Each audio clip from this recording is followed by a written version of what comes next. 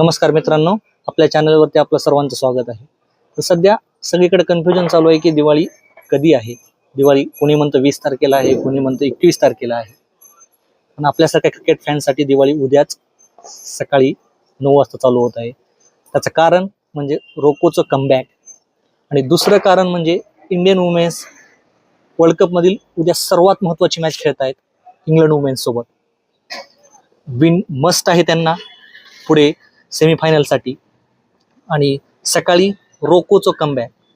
खूप दिवसानंतर रोहित शर्मा आणि विराट कोहली ODI मध्ये कमबॅक करतायत. तर आशा करूया की रोकोचं कमबॅक चांगलं राहील आणि इंडियन वुमेन्स मॅच जिंकतील आणि सेमीफायनलसाठी आपली दावेदारी फिक्स करतील. तर आपल्या चॅनलला लाईक करा, शेअर करा, सबस्क्राईब करा. धन्यवाद.